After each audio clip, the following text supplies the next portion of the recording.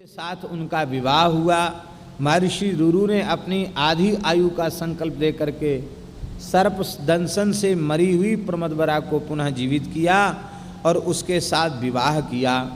और विवाह करने के बाद संकल्प किया कि मैं सर्पों का वध करूंगा।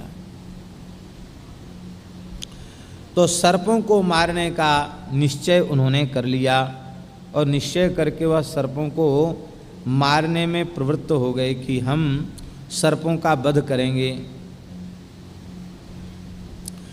महाराज,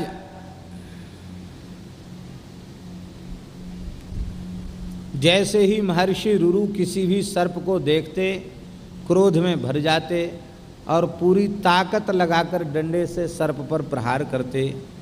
एक दिन की बात है, महर्षि रुरु विशाल वन में गए और डुंडुब जाति के एक बूढ़े सांप को उन्होंने देखा। उनका पारा चढ़ गया और भयंकर डंडा उन्होंने उठाया। जैसे ही डंडा उठाया, उस सर्प ने मनुष्य की आवाज़ में कहा कि मैंने आज तक तुम्हारा कोई अपराध नहीं किया, बिना अपराध के तुम मेरा वध क्यों करना चाहते हो। रुरु ने कहा कि मेरे प्राणों से प्यारी पत्नी का जिसने वध डसा और मैंने अपनी आधी आयु दे करके अपनी पत्नी को जीवित किया, तब से सर्पों के प्रति मेरी शत्रुता का भाव हो गया है। मैंने प्रतिज्ञा कर ली है, मैं जिस सर्प को देखूंगा देखते ही उसको मार डालूंगा। इसलिए मैं अपनी प्रतिज्ञा के अनुसार तुम्हारा वध करना चाहता हूं और हमारा तुम्हारा कोई वैर नहीं है। डुंडुब ने कहा कि अपराध किसी एक सर्प ने किया और सारी सर्प जाति को नष्ट करने का निश्चय कर लेना, यह महर्षि तुम्हारी बुद्धिमानी नहीं है। हम तो डुंडुब जाति के हैं, हमारा मनुष्यों से कोई वैर ही नहीं है, पर तुम सबके साथ एक जैसा व्यवहार कर रहे हो, यह उचित नहीं है। डुंडुब सर्पों की हिंसा तुम्हें नहीं करनी चाहिए। और समझाया, और समझाने से उस डुंडुब ने जब समझाया तो रुरु ने वध का विचार छोड़ दिया और बताया डुंडुब ने कि देखो, सब अपने अपने किए हुए पूर्व जन्म के परिणाम का फल अनेक योनियों में भटक कर भोगते हैं। मैं पूर्व जन्म में सहस्रपाद नाम का ऋषि था। एक ब्राह्मण की योनि से मुझे ब्राह्मण के शाप से मुझे सर्प की योनि में जाना पड़ा। रुरु महर्षि ने पूछा कि हे डुंडुब, आप पूर्व जन्म में सहस्रपाद नाम के ऋषि थे, आप किस प्रकार से सर्प योनि में पड़ गए, आप कृपा करके हमें बतावें। बोले, एक दिन की बात है, मैं पूर्व जन्म में खगम नाम से प्रसिद्ध एक ब्राह्मण मेरा मित्र था। वह महान तपोबल से संपन्न होकर भी कठोर वचन बोलता था। एक दिन वह अग्निहोत्र में लगा था। मैंने तिनकों का सांप बनाया और तिनकों का सांप बना करके ऐसे डरा दिया। ऐसा लोग करते हैं ना, कोई चीज़ ऐसी बना लेंगे, बना करके डरा देंगे। यह काम भी नहीं करना चाहिए। अव्यापारेषु व्यापारम न वै कुर्यात् कदाचन स एव निधनम याति कीलोत्पाटी वानरः। बिना काम का काम नहीं करना चाहिए। बहुत से लोग किसी को भय दिखा करके डरा देते, कपड़ा उड़ के डरा देते हैं, सर्प की छाया दिखा करके डरा देते हैं। यह कार्य मैंने किया। वो तिनकों का कुशाओं का सर्प बना करके ऐसे ऐसे करके डरा दिया, सर्प दिखा करके। जैसे ही डराया, वो बेचारा ब्राह्मण भय के कारण, खगग नाम का ब्राह्मण मूर्छित हो गया। और जब उसे होश आया और मुझे हंसते हुए उसने देखा, बोले, अरे मूर्ख, तूने सर्प के भय से मुझे डराया है तो तुझे भयंकर सर्प की योनि में जाना पड़ेगा। अरे मैंने कहा, मैं तो तुम्हारा मित्र था, मित्र के साथ हास परिहास होता है, मैंने थोड़ा हंसी मजाक कर दिया तो तुम्हें इतना नाराज होकर शाप नहीं देना चाहिए, इस शाप को लौटा लो। उस ब्राह्मण ने कहा कि मैंने आज तक कभी असत्य भाषण नहीं किया है, मेरी बात झूठी नहीं हो सकती, शाप तो तुमको लगेगा, लेकिन किसी तपोधन ब्राह्मण के साथ जब तुम्हारा संवाद हो जाएगा, तुम उसे धर्म का उपदेश कर दोगे तो तुम इस योनि से छूट जाओगे। आज तुम्हारे जैसे तपोधन ऋषि से हमारा संवाद हो गया तो मैं निष्पाप हो गया, और मैं तुम्हें अपना जो वेद का सार सर्वस्व सिद्धांत है उस सिद्धांत का बोध तुम्हें कराऊंगा। ऐसा कह करके उस सर्प ने अपने देह का त्याग किया और प्रकाशमान महर्षि का स्वरूप धारण करके उसने कहा कि हे महात्मन, हम तुम्हें वेदों का सार बतला रहे हैं। बहुत सुंदर पंक्ति है, लिखने योग्य पंक्ति है। अहिंसा परमो धर्मः सर्व प्राण भृतांबर। ये महाराज जी अहिंसा परमो धर्म, ये महाभारत की इस पंक्ति को ही बुद्ध ने लिया। महाभारत की ही इस पंक्ति को भगवान ऋषभदेव, महावीर आदि जो जैनों को तीर्थंकर हुए, उन्होंने इसी पंक्ति को लिया। अहिंसा परमो धर्मः सर्व प्राण भृतांबर। ये संपूर्ण वेदों का सार है। अहिंसा परम धर्म है, और किसके लिए? बोले संपूर्ण प्राणियों में सर्व प्राण भृतांबर, संपूर्ण प्राणधारियों में श्रेष्ठ है ब्राह्मण देवता, सबसे बड़ा धर्म अहिंसा है। ध्यान दें, स्पष्ट हो गया। यदि अहिंसा परम धर्म है तो हिंसा परम अधर्म है। सबसे बड़ा पाप हिंसा है और सबसे बड़ा पाप धर्म अहिंसा है। मन वाणी क्रिया से कभी किसी प्राणी की हिंसा न करना, यही धर्म का सार है। इसलिए तस्मात् प्राणभृतः सर्वान् न हिंस्यात् ब्राह्मणः क्वचित् ब्राह्मणः सौम्य एवेह भवतीति परा श्रुतिः। हे महर्षि रुरु, ब्राह्मण को समस्त प्राणियों में से किसी की भी कभी भी किसी भी प्रकार की हिंसा नहीं करनी चाहिए। अब ध्यान दें, आप लोग सोच रहे होंगे कि ब्राह्मण को नहीं करनी चाहिए, इसका मतलब और लोगों को करना चाहिए। नहीं, ब्राह्मण को नहीं करनी चाहिए इसका मतलब यह है कि जब ब्राह्मण ही नहीं करेगा तो वह समाज का पथ प्रदर्शक, मार्गदर्शक, आदर्श तो वही है। जब वह अहिंसा में प्रतिष्ठित हो जाएगा तो सारा समाज अहिंसा धर्म में प्रतिष्ठित हो जाएगा। इसलिए ब्राह्मण का कर्तव्य है कि किसी भी प्राणी मात्र की वह हिंसा न करे। क्यों न करे हिंसा? बहुत सुंदर पंक्ति है। यदि कोई कहे कि ब्राह्मण का एक शब्द में लक्षण करो, ब्राह्मण का लक्षण क्या है? वह सहस्रपाद नाम के ऋषि कह रहे हैं, बोले ब्राह्मण का एक शब्द में यदि परिचय दिया जाए तो वेद की ऋचा कहती है ब्राह्मण सौम्य एवेह भवतीति पराश्रुति। वेद की ऋचा है, ब्राह्मण का एक शब्द में परिचय है सौम्य। ब्राह्मण को कैसा होना चाहिए? सौम्य होना चाहिए। अत्यंत सहज, सरल, क्षमा, दया, करुणा आदि से युक्त ब्राह्मण को होना चाहिए।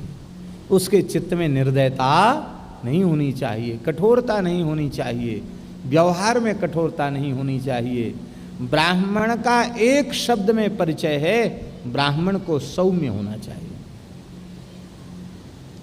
सौम्य पुरुष जो होते हैं वे दूसरों के द्वारा दी गई पीड़ा को स्वयं सहन कर लेते हैं, किंतु किसी काल में कभी किसी को पीड़ित नहीं करते।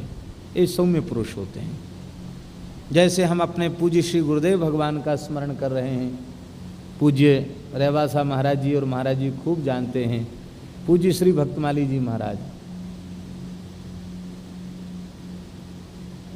यदि कोई कहे कि सौम्यता की प्रतिमूर्ति का दर्शन हमें करना है तो पूज्य अनंत श्री संपन्न श्री गणेश शास्त्री भक्तमाली जी महाराज सौम्यता की प्रतिमूर्ति थे, साक्षात प्रतिमा थे।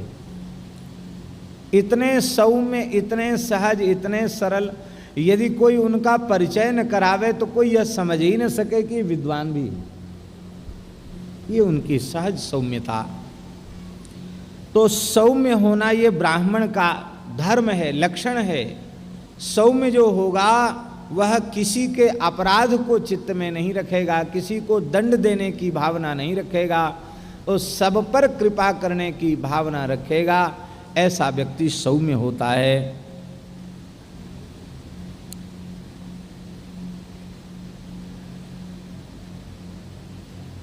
अहिंसा, सत्यभाषण, क्षमा और वेदों का स्वाध्याय ये ब्राह्मण के निश्चित ही धर्म हैं। और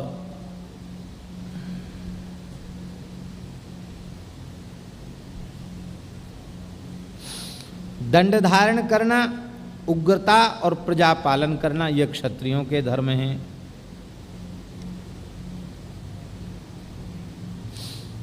तो देखिए, जन्मेजय के यज्ञ में भी सर्पों की बहुत बड़ी हिंसा हुई थी और उस समय वेदों के पारंगत विद्वान महर्षि आस्तिक ने सर्प जाति की रक्षा की थी। भगवान की सृष्टि में सब जरूरी हैं। विश्व के पर्यावरण की शुद्धि के लिए सर्पों का होना भी जरूरी है, क्योंकि वातावरण में, ध्यान से सुनने की बात है ये, वातावरण में प्रकृति भी अनेक प्रकार की विष तत्व को छोड़ती है। अनेक चीज़ें ऐसी हैं प्रकृति में जो विषैली हैं, उनसे विषयुक्त गैस वायु आकाश में घूमती हैं। उस विष को भक्षण करते हैं सर्प वायु का आहार करके। तो सृष्टि में व्याप्त विष का भक्षण सर्प करके सारी सृष्टि के पर्यावरण को ठीक करते हैं। इसलिए सर्पों की भी भूमिका है। परमात्मा की सृष्टि में कोई भी अनुपयोगी नहीं है। इस कथा का तात्पर्य है कि कोई घटना घट भी जाए तो किसी जाति विशेष के प्रति शत्रुता का भाव रख के उसे समाप्त नहीं करना चाहिए। भगवान की सृष्टि में सब उपयोगी हैं, अनुपयोगी कोई नहीं है, सब ठीक हैं, अपने स्थान पर सबकी महिमा है। अब जन्मेजय के सर्प यज्ञ के संबंध में रुरु ने जिज्ञासा की है और पिता ने उसको विस्तार पूर्वक सुनाया है। यहीं से आस्तिक पर्व का आरंभ होता है। आदि पर्व के अंतर्गत आस्तिक पर्व। एक समय की बात है, जरत्कारु नाम के ऋषि, बड़े पवित्र ऋषि, इस उपाख्यान की फलश्रुति लिखी है सर्व पाप प्रणाशनम। यह उपाख्यान संपूर्ण पापों को नष्ट कर देता है। आस्तिक के पिता महर्षि जरत्कारु महान ब्रह्मचारी थे और उग्र तपस्या में लगे रहते थे। उनका नाम जरत्कारु था और यायावरों में उनका स्थान सबसे ऊंचा था। यायावर जानते हैं किसको कहते हैं? बोले, यायावरा नाम ब्राह्मणा आसंस्ते ऊर्ध्वमासाद अग्निहोत्र मजुवन। कहते हैं यायावर एक समूह विशेष ब्राह्मणों की संज्ञा है जो एक गांव में एक रात से अधिक नहीं रहते हैं, अब पक्ष में एक बार ही अग्निहोत्र करते हैं। इसी से पक्ष होम संप्रदाय की प्रवृत्ति हुई है। ऐसा भी विधान है कि पूरे महीने होम न कर सके तो महीने में 2 बार होम कर ले, वैदिक पद्धति से। इसको पक्ष होम कहते हैं।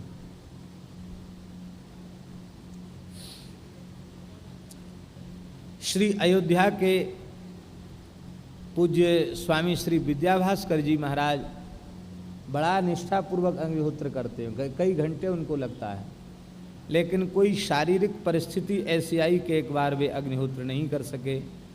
तब बड़े मन में विचार हुआ क्या करें। तब इसी शास्त्र के प्रमाण के अनुसार उन्होंने पक्ष होम आरंभ किया। तो पक्ष होम की भी व्यवस्था है, पक्ष में 1 बार होम करे, अर्थात मास में 2 बार। 2 बार होम करने से भी कार्य संपन्न हो जाता है। तो यह पक्ष होम करने वाले महापुरुष थे और लगातार विचरण करते रहते थे। जहाँ सायंकाल हो जाता वहीं डेरा डाल देते। सारी धरती के तीर्थों का विचरण करते हुए वो घूम रहे थे। एक समय की बात है, वे महर्षि वो वायु पी करके रहते थे, भोजन का भी त्याग कर दिया था, शरीर उनका अत्यंत शुष्क हो गया था, उनकी पलक भी नहीं लगती थी, क्यों उन्होंने निद्रा पर भी विजय प्राप्त कर ली। एक दिन की बात है, महर्षि जरत्कारु ने एक विचित्र दृश्य देखा। एक बड़ा गहरा गड्ढा है और उस गड्ढे के ऊपर एक कुआं जैसा है, उस पर एक लता लटक रही है और उस लता के ऊपर अपने पैर झुला करके सिर के बल वृद्ध पुरुष लटक रहे हैं। खस की जड़ है, खस की जड़ लटक रही है और उस खस की जड़ को चूहे कुतर रहे हैं।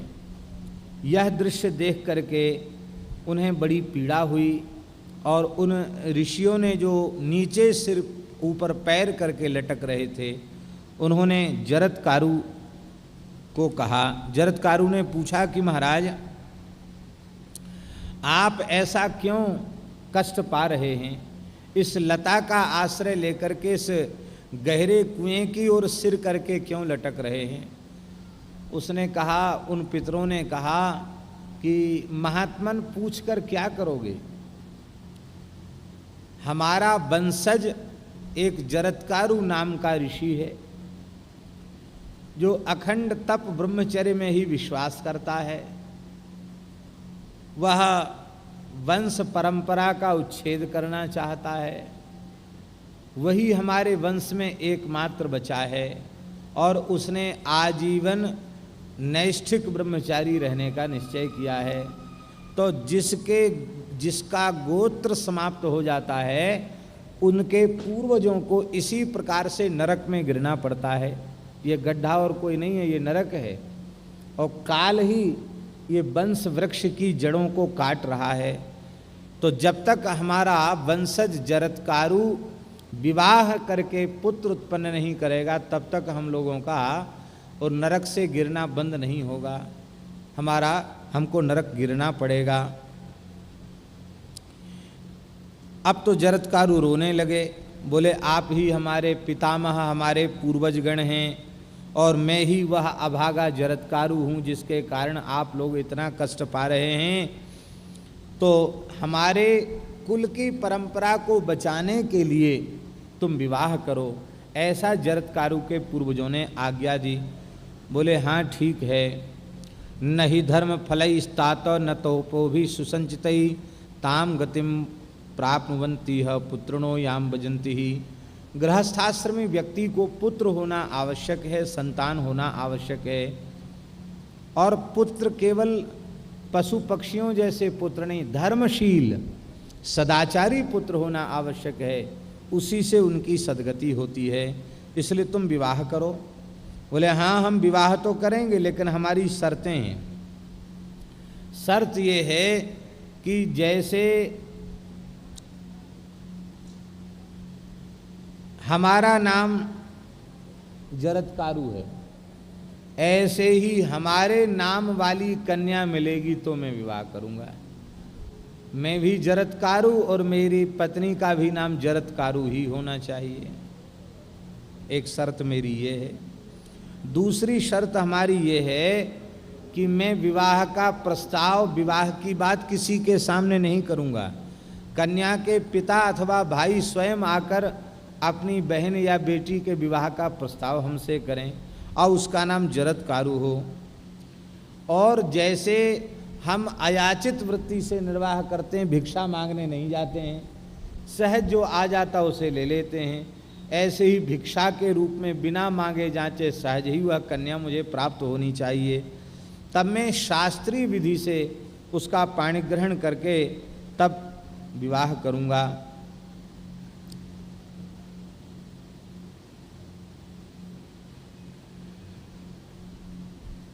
मैं सर्वथा अकिंचन हूँ, भौतिक जगत की कोई वस्तु मेरे पास नहीं है। मैं तपोधन ऋषि हूँ, अस्थि मात्र मेरा शरीर है, तो कोई हमारे ऊपर आकर्षित होकर के तो पुत्री देगा नहीं। इतना धन भी नहीं है कि धन से आकृष्ट होकर पुत्री देगा। ऐसी ठीक है, होना होगा तो हो जाएगा, नहीं तो कोई बात नहीं, अपने तो भजन करते हैं। ऐसा निश्चय किया। पितरों ने कहा कि ठीक है। और उसी समय की बात है, बासुकी नाग की खास बहन जो जरत्कारु है, वो जरत्कारु बासुकी नाग लेकर के आया और ला करके उन्होंने विधि पूर्वक अपनी बहन जरत्कारु का विवाह महर्षि जरत्कारु के साथ संपन्न कर दिया। एक समय की बात है, महर्षि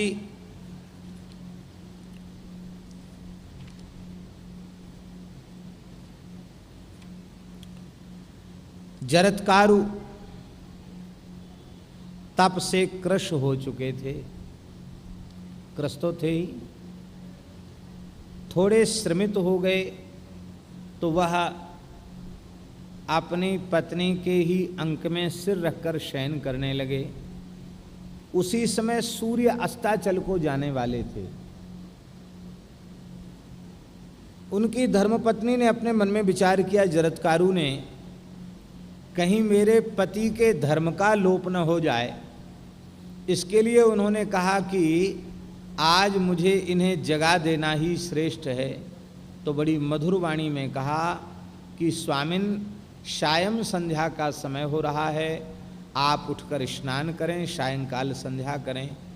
यह सुनते ही महर्षि उठकर खड़े हो गए और क्रोधपूर्वक बोले कि तुमने, मैं सुखपूर्वक सो रहा था, जगाया क्यों? क्यों? बोले आपके धर्म का लोप हो जाता। बोले नहीं, मैं तपस्वी ब्राह्मण हूँ, ऋषि हूँ, मेरा अर्घ्य लिए बिना सूर्य अस्ताचल को नहीं जा सकते थे। मेरे धर्म का लोप करने की सामर्थ्य सूर्य में नहीं है। मैं थका हुआ तो सूर्य मुझे, मेरे लिए ठहर जाते आकाश में। तुमने हमको क्यों जगाया? मैंने तुम्हारे भाई के सामने, नागराज बासुकी के सामने प्रतिज्ञा की थी कि तुम्हारी बहन हमारे मन के प्रतिकूल जिस दिन व्यवहार करेगी, उसी दिन गृहस्थाश्रम छोड़ के फिर मस्त विचरण करूंगा। अब तुम्हारी प्रतिज्ञा भंग, अब हम जा रहे हैं। बेचारी रोने लगी और कहा कि नागों को अपनी माता का शाप था, कद्रू का, कि तुम्हारे ऊपर संकट आएगा। उस संकट से त्राण तभी होगा जब मेरा विवाह आपसे होगा और आपके द्वारा मेरे गर्भ से कोई संतान होगी, वही सर्पों को बचाएगा। तो उस मनोरथ की पूर्ति नहीं हुई और आप जा रहे हैं। तब आपने अपनी मध्यमा अंगुली से अपनी पत्नी की नाभि का स्पर्श करके कहा, अस्ति अस्तिति आस्ति कहा। मध्यमा उंगली के स्पर्श से ही अपने अमोघ तेज को उन्होंने अपनी पत्नी जरत्कारु के गर्भ में विराजमान कर दिया। ये हमारे ऋषियों की सामर्थ्य। उन्होंने जैसे प्राकृत पुरुष नारी का स्पर्श करते हैं, इस प्रकार से उन्होंने स्पर्श नहीं किया, नाभि का मध्यमा उंगली से स्पर्श करके ही उसके गर्भ में अपने तेज को प्रतिष्ठित कर दिया और कहा अस्ति, इसमें है, अस्ति से आस्तिक हो गया, अस्तिति आस्ति कहा। ये आस्तिक महर्षि की उत्पत्ति की बात आई। शौनक जी ने पूछा कि महाराज, आस्तिक ने प्रकट होकर के नागों की रक्षा की, यह बड़ा मंगलमय चरित्र है। आप कृपा करके यह बताइए कि कद्रु और बिनता को कश्यप जी के वरदान से कैसे पुत्र हुए और कैसे इन्हें अपने अभीष्ट की प्राप्ति हुई। कृपा करके यह चरित्र हमें सुनाइए। श्री महर्षि कश्यप की जो दो पत्नियां हैं, एक तो कद्रु और एक बिनता। कद्रु ने 1000 पुत्रों की प्राप्ति का वरदान मांगा महर्षि कश्यप से, और कश्यप जी ने दोनों को वरदान दे करके, अपनी पत्नी को वरदान दे करके वे वन में चले गए। और श्री बिनता ने 2 पुत्रों का वरदान मांगा कि हमें 2 पुत्र प्राप्त हों, महान बलशाली हों, बड़े पराक्रमी हों। वरदान दे करके महर्षि कश्यप तो चले गए और कद्रु और बिनता दोनों ने विलक्षणता है ये सृष्टि के प्रारंभ की कि महर्षि कश्यप की पत्नी कद्रू और विनता ने प्रसव के स्थान पर अंडे दिए। कद्रू ने 1000 अंडे दिए और विनता ने 2 अंडे दिए। दासियों ने प्रसन्न होकर दोनों अंडों को गर्म बर्तन में रख दिया। 500 वर्षों तक वे अंडे उस बर्तन में ही विराजमान रहे और तत्पश्चात 100 वर्ष पूरे होने पर कद्रू के 1000 पुत्र वह तो अंड फोड़ करके बाहर निकल आए, किंतु विनता के 500 वर्ष बीतने पर भी अंडा फोड़कर बच्चे बाहर निकलते नहीं दिखाई पड़े। तब कौतूहलवश उत्सुकतावश पुत्र प्राप्ति की व्याकुलता के कारण विनता ने एक अंडे को फोड़ दिया। अंडा फूट करके एक दिव्य बालक प्रकट हुआ, किंतु उसका अभी नाभि तक का भाग ही तैयार हो पाया था, कमर से नीचे का भाग तैयार नहीं हो पाया था। 500 वर्ष और होते तो पूरा शरीर बन जाता। उस बालक ने शाप दे दिया, कहा माता योहमेवं कृतो मातस्त्वया लोभ परितया शरीरेणा समग्रेण तस्मात् दासी भविष्यसि। तुमने हमारा आधा शरीर ही बनने दिया, पूरा शरीर मेरा नहीं बनने दिया, मेरे साथ अनुचित व्यवहार किया है, लोभ के कारण तुम्हें श्राप देता हूँ, तुम्हें दासी पने का कष्ट भोगना पड़ेगा, अपनी सौत की ही दासी तुम्हें बनना पड़ेगा। और इतना नहीं, 500 वर्षों तक दासी बन करके रहना पड़ेगा। यह शाप दे करके वह बालक आकाश मार्ग से चला गया और यही आकाश मार्ग में पहुँच करके भगवान सूर्य का सारथी बना। इन्हीं का नाम हुआ महात्मा आरुणि। अरुण सूर्य के बड़े श्री गरुड़ जी के बड़े भैया का नाम है अरुण जी।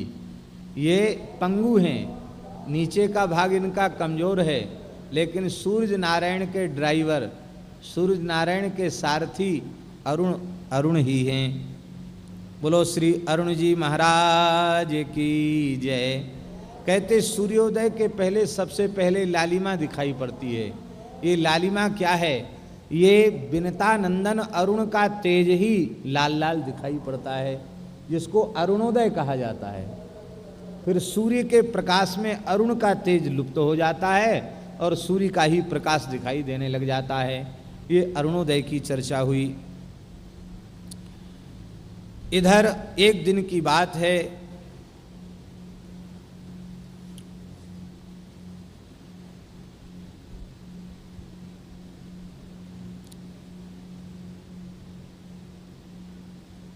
500 वर्ष फिर पूर्ण जब हुए तब पक्षीराज गरुड़ जी का जन्म हुआ और उन्होंने अपनी माता से भूख लगी थी, भोज्य पदार्थ मांगा। माता कहाँ तक देती, कितना देती, तो वह विनता को छोड़कर आकाश में उड़ गए। इसी समय कद्रू और विनता आकाश में घूमने निकली। उच्चैश्रवा नाम का घोड़ा दिखाई पड़ा। दोनों की परस्पर चर्चा होने लगी। कद्रू ने कहा कि बहन विनता, ये उच्चैश्रवा नामक घोड़े की पूंछ किस रंग की है? वस्तुतः उच्चैश्रवा घोड़े की पूंछ श्वेत रंग की थी। विनता ने कहा ये श्वेत रंग की है। कद्रू चिढ़ती थी, उसने कहा नहीं नहीं, श्वेत रंग की नहीं है, ये तो काले रंग की है। अरे बोले नहीं श्वेत की है, अरे नहीं काले की है।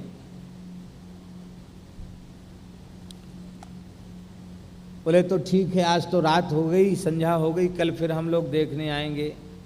यदि घोड़े की पूंछ सफ़ेद निकली तो तेरी बात सच्ची हुई तो? कद्रू ने कहा मैं जीवन भर तेरी दासी बन करके रहूँगी, और यदि पूंछ काली निकली तो तुम्हें हमारी दासी बन करके रहना पड़ेगा। इस कथा का तात्पर्य है कि साधक को शर्त लगाने के चक्कर में नहीं पड़ना चाहिए। कोई कहे नहीं ऐसा, अरे बोले नहीं ऐसा कैसे, ऐसा बोले नहीं ऐसा है, बोले नहीं नहीं ऐसा है, इस झगड़े में पड़ेगा तो विपत्ति भोगनी पड़ेगी। अब मान लो कद्रू हठई कर रही थी कि नहीं सफ़ेद नहीं काली है, तो ठीक है, जैसा बहन तुझे दिखाई पड़ा तेरे लिए ठीक है, हमें जो दिखाई पड़ रहा हमारे लिए ठीक है, तो झगड़ा आगे नहीं बढ़ता। लेकिन नहीं, शर्त लगाने वाला काम कभी साधक को नहीं करना चाहिए, शर्त नहीं लगानी चाहिए, शर्त नहीं बांधनी चाहिए।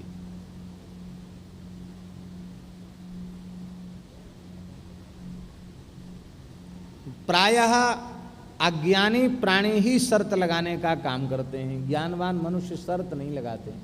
शर्त बंधना, कितने की शर्त, ये शर्त भी एक प्रकार का जुआ है, क्योंकि लोग वस्तु की या रुपयों की शर्त लगाते, इतने रुपयों की शर्त, तो दाव पर जहां कोई वस्तु या द्रव्य लगाया जाता वो जुआ है, इसलिए शर्त नहीं लगानी चाहिए। अब तो कद्रू ने अपने पुत्र नागों को कहा कि तुम उच्चैश्रवा घोड़े की पूंछ पर लिपट जाओ, सूर्य के घोड़ों की पूंछ पर लिपट जाओ। काले काले नाग लिपट गए। अब दूर से पूंछ सफेद, पूंछ काली दिखाई पड़ने लग गई। अब महाराज जब पूंछ काली दिखाई पड़ने लग गई, अब तो विनता की हार हो गई और विनता को कद्रू की दासी बन करके रहना पड़ा।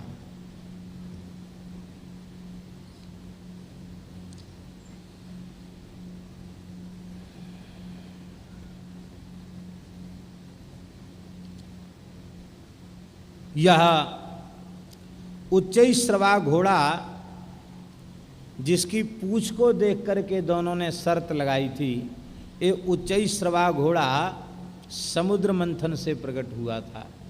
शौनक जी ने फिर प्रश्न कर दिया, महाराज समुद्र मंथन कैसे हुआ था? आप कृपा करके समुद्र मंथन की कथा सुनाओ।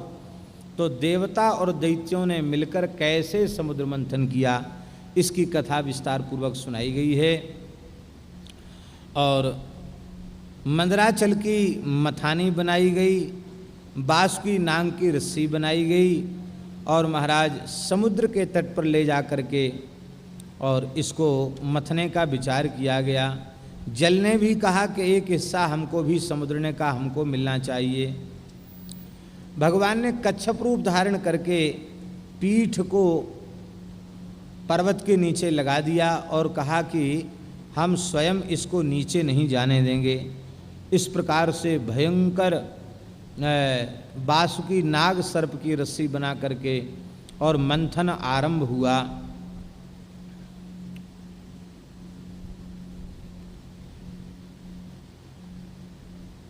भयंकर वेग से मंथन आरंभ हुआ और तमाम जीव जंतु उससे वह व्याकुल हो गए। समुद्र के वेग पूर्वक मंथन से बड़े बड़े वृक्ष टकरा करके गिरने लगे, भयंकर अग्नि प्रकट हो गई और महाराज उसी समय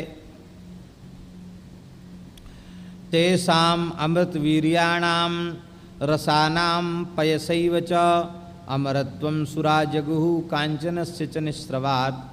कहते उस समय वेग से वृक्षों और औषधियों के अमृत तुल्य रस से, मदराचल की अनेक प्रभावशाली मणियों से चूने वाले रस को पी कर के देवता अमर हो गए। ऐसा महाराज हुआ। और इसके बाद उस रसों के सम्मिश्रण से समुद्र का सारा जल दूध बन गया। जो क्षीर सिंधु है वो भी लवण सिंधु ही था, ऐसा महाभारत में लिखा है। उससे दूध बन गया और दूध से घी बनने लग गया। इस प्रकार से फिर भी अमृत जब प्रकट नहीं हुआ तब भगवान नारायण से प्रार्थना की गई। फिर तो भगवान नारायण ने स्वयं मंथन किया और मंथन करने से बड़े वेग से जब मंथन किया तो सबसे पहले चंद्रमा प्रकट हुए। ततः सतसहस्रांशुर्मध्यमानात् तु सागरात् प्रसन्नात्मा समुत्पन्नः सोमा शीतांशुरुज्ज्वलः। बोलो श्री चंद्रमा भगवान की जय। चंद्रमा के बाद सुरा देवी उत्पन्न हुई, लक्ष्मी देवी का आविर्भाव हुआ। लक्ष्मी देवी के बाद सुरा देवी प्रकट हुई और श्वेत अश्व प्रकट हुए। इसके बाद कौस्तुभ मणि प्रकट हुई जो भगवान नारायण के वक्षस्थल पर सुशोभित हुई। उच्चैश्रवा नाम का घोड़ा भी प्रकट हुआ जो स्वर्ग में चला गया। और इसके बाद भगवान धन्वंतरी अमृत का कलश लेकर के प्रकट हुए। अमृत के लिए देवता और दैत्यों में कोलाहल मच गया और इसी बीच भयंकर विशाल काय महानाग ऐरावत नामक हाथी उत्पन्न हुआ। इंद्र ने उसे अपने अधिकार में कर लिया। इसके बाद भयंकर कालकूट विष उत्पन्न हुआ। देवताओं ने ब्रह्मा जी के सहित भगवान शिव से प्रार्थना की और भगवान शिव ने संपूर्ण प्रजा की रक्षा के लिए अपनी अंजलि में विष को रखा और रा कह कर के मुँह खोला, माँ कहकर मुख को बंद कर लिया और अपने योग बल से अपने कंठ में विष को विराजमान कर लिया।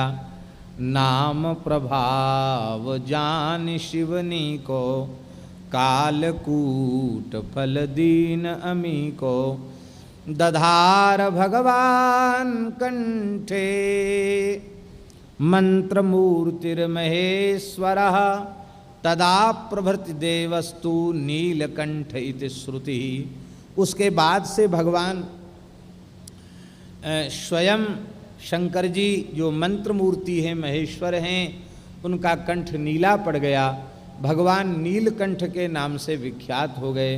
बोलो नीलकंठ महादेव की जय। और इधर ये जो अमृत का कलश था उसे दैत्यों ने छीन लिया। देवता भगवान की शरण में गए और उन्होंने भगवान से पुकार की, प्रार्थना की।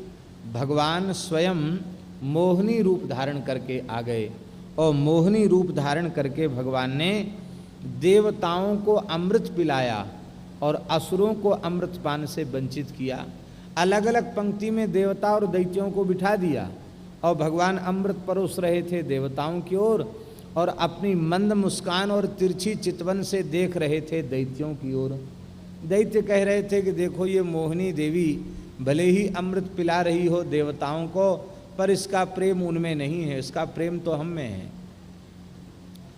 ये ऊपर का पतला पतला अमृत पिला देगी देवताओं का, नीचे का बढ़िया गाढ़ा गाढ़ा हमको पिलाएगी। लेकिन सिंहिका का पुत्र राहु बहुत चतुर था। उसने विचार किया कि ना हमारा रंग रूप अच्छा है, ना हमारा स्वभाव अच्छा है। देवताओं का रंग रूप भी हमसे अच्छा है, शील स्वभाव भी अच्छा है, ये सुंदर हैं, फिर भी ये मोहिनी इनकी ओर नहीं देख रही है, हमारी ओर देख रही है। हमारे में कोई विशेषता तो है नहीं, हम तो क्रूर कठोर स्वभाव के दैत्य हैं, तो जरूर हमारे साथ कोई छल हो रहा है। एक बंगला भाषा की कहावत है, अधिक भक्ति चोरे लक्षण। ज़्यादा भक्ति कोई दिखावे तो चोर का लक्षण समझना चाहिए।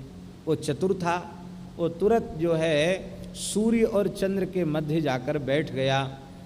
पंक्ति भेद नहीं करना चाहिए, पंक्ति में शत्रु भी आकर बैठ जाए तो जिसके प्रति भक्त की शत्रुता तो किसी प्राणी के प्रति नहीं होती। कथनचित लौकिक व्यवहार में कोई शत्रुता का भाव न त्याग पा रहा हो, कोई शत्रुता जिससे स्थापित हो, ऐसा व्यक्ति भी पंक्ति में बैठ जाए तो उसको भी समान भाव से परोस कर जमाना चाहिए, पंक्ति भेद नहीं करना चाहिए।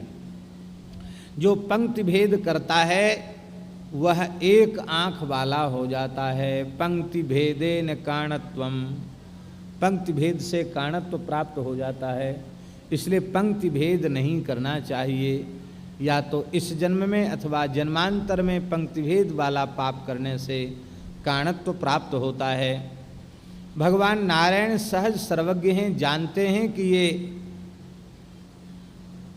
दैत्य है, लेकिन फिर भी पंक्ति में देवताओं की आकर बैठा है, इसको जरूर पिला देना चाहिए। पिलाया और जब सूर्य चंद्रमा ने चुगली किया, महाराज इसको क्यों पिला दिया, ये तो दुष्ट दैत्य राहु है, तब भगवान ने उनके परिचय देने पर अपने सुदर्शन चक्र के द्वारा उसका शिरच्छेद कर दिया। सिर राहु हो गया, धड़ केतु हो गया। देखिए, अच्छे समाज में जाकर बैठने का परिणाम क्या है तो दैत्य, पर देव समाज में जाकर बैठ गया तो 2 टुकड़े होने पर भी जीवित रहा, अमृत पीने को मिला और आज तक उसकी असुरों में गणना नहीं है, देवताओं में गणना है, नवग्रहों में गणना है कि नवग्रह देवताभ्यो नमः। नहीं तो कहना चाहिए कि नवग्रहेषु सप्त संख्याक देवताभ्यो नमः, ये कहना चाहिए। लेकिन 7 देवता नहीं, 9 देवता हैं नवग्रह। इसलिए अच्छे व्यक्ति को भी बुरी संगति में नहीं बैठना चाहिए, और कोई भले ही बुरा हो, अपनी बुराइयों पर विजय प्राप्त न कर पा रहा हो, तो भी उसे बुरे लोगों के बीच में नहीं बैठना चाहिए, अच्छे लोगों के बीच में बैठना चाहिए। जो अच्छे लोगों के बीच में बैठता है उसका जीवन सफल हो जाता है। ये शिक्षा लेनी चाहिए। अब तो महाराज वे दैत्य कहने लग गए कि अरे कहाँ है वो मोहिनी, कहाँ है? अरे बोले मोहिनी कहाँ है? वो मोहिनी नहीं, वो तो भगवान मनमोहन श्याम सुंदर थे, लीला करके चले गए। अब तो भयंकर युद्ध आरंभ हो गया, और उस युद्ध में देवताओं की विजय हुई, क्योंकि देवता अमृत पी चुके थे, भगवान की कृपा प्राप्त कर रहे थे, और भगवान ने दैत्यों को समाप्त किया, देवताओं को विजयश्री प्रदान की। इधर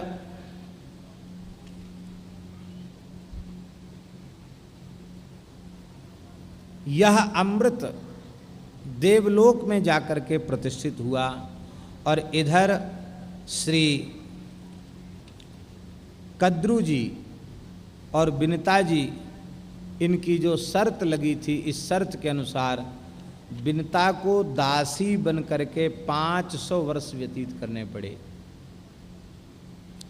गरुड़ जी जब प्रकट हुए तो गरुड़ जी के प्रकट होने पर देवताओं ने श्री गरुड़ जी की स्तुति की। बड़ी सुंदर स्तुति देवताओं ने की है। देवाऊचुहु त्वं ऋषिस्त्वं महाभागस्त्वं देवः पतगेश्वरः त्वं प्रभुत्तपनः सूर्यः परमेष्ठी प्रजापति त्वमिन्द्रस्त्वं हयमुखस्त्वं सर्वस्त्वं जगत्पति त्वं मुखं पद्मजो विप्रस्त्वं अग्निः पवनस्तथा त्वं ही धाता विधाता च त्वं विष्णु सुरसत्तमः। इत्यादि श्लोकों में गरुड़ जी की बड़ी सुंदर स्तुति देवताओं ने की है कि हे गरुड़ जी, मंत्र दृष्टा ऋषि भी आप हैं, महाभाग देवता आप हैं, संपूर्ण पक्षियों के स्वामी आप हैं, आप ही प्रभु हैं, तपन हैं, सूर्य हैं, परमेष्ठी प्रजापति भी आप ही हैं, इंद्र भी आप ही हैं, हयग्रीव भी आप ही हैं, शिव भी आप ही हैं, जगत के स्वामी भी आप ही हैं। आप भगवान के मुख स्वरूप ब्राह्मण हैं, पद्म योनि ब्रह्मा हैं, विज्ञानवान ब्राह्मण हैं, आप ही अग्नि हैं, वायु हैं, धाता हैं, विधाता हैं, और कहाँ तक कहें त्वं विष्णु सुरसत्तमः, आप स्वयं विष्णु हैं। इसका मतलब है कि गरुड़ जी कोई दूसरे नहीं हैं, भगवान ही एक रूप से गरुड़ रूप में प्रकट हुए हैं, क्योंकि भगवान को धारण करने की सामर्थ्य किसी जीव में नहीं हो सकती, भगवान को भगवान ही धारण कर सकते हैं। इसलिए गरुड़ साक्षात भगवान हैं, भगवान से अलग नहीं हैं। देखिए शिव पुराण में यह वर्णन है कि नंदीश्वर साक्षात शिव हैं, क्योंकि शिव तत्व को शिव तत्व ही धारण कर सकता है, इसी प्रकार विष्णु तत्व को विष्णु तत्व ही धारण कर सकता है। इसलिए गरुड़ जी साक्षात भगवान नारायण हैं। गरुड़ जी की स्तुति देवताओं ने की और कहा कि महाराज आप हमारे ऊपर कृपा कीजिए, हमारे लिए सुखदायक हो जाइए।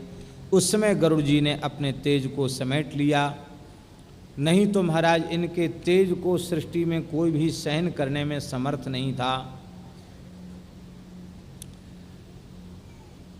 गरुड़ के बड़े भाई अरुण सूर्य के भयंकर तेज को शांत करने के लिए उन्होंने सूर्य के रथ पर बैठना स्वीकार कर लिया।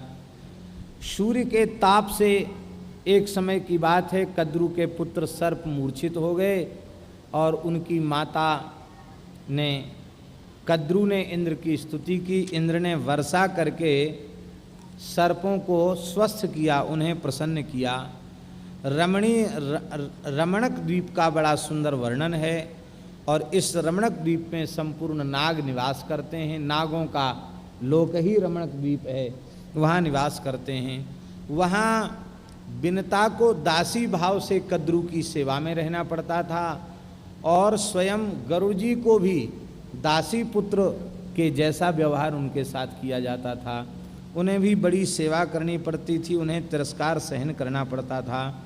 एक दिन की बात है, गरुड़ जी ने अपनी माता विनता से पूछा कि माता क्या कारण है, मैं बड़ा पराक्रमी बलवान हूँ लेकिन फिर भी मुझे दासी बन करके रहना पड़ता है, इसका क्या कारण है? महाराज आप माता जी कृपा करके बताओ। माता ने सारी घटना सुना दी कि बेटा तुम्हारी विमाता कद्रू और मैं तेरी माता दोनों में शर्त लगी। उच्चैश्रवा घोड़े की पूंछ काली है कि सफ़ेद, और सफ़ेद न निकल कर वह काली निकल गई। और काली निकलने में कारण यही था कि नागों ने पूंछ में लिपट कर उसे काली कर दिया। पर मैं तो अपना वचन हार ही गई, इसलिए मुझे दासी बनना पड़ा। तो ये दासी के भाव से मुक्त कैसे होगी? बोले वो तो कद्रू के ऊपर है, जब वो मुक्त कर दे तब है।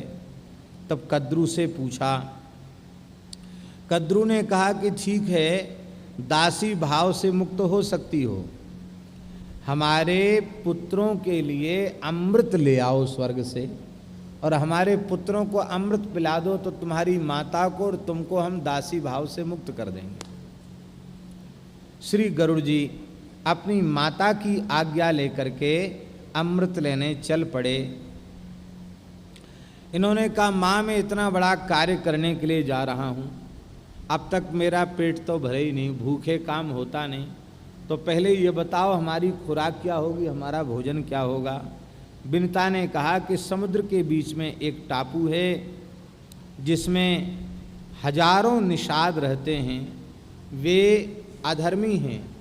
तीर्थ समुद्र जो है संपूर्ण तीर्थों का अधिपति कहा जाता है और उस तीर्थाधिपति समुद्र के तट पर योग यज्ञ जप तप आदि ही करने चाहिए, पाप कर्म नहीं करने चाहिए।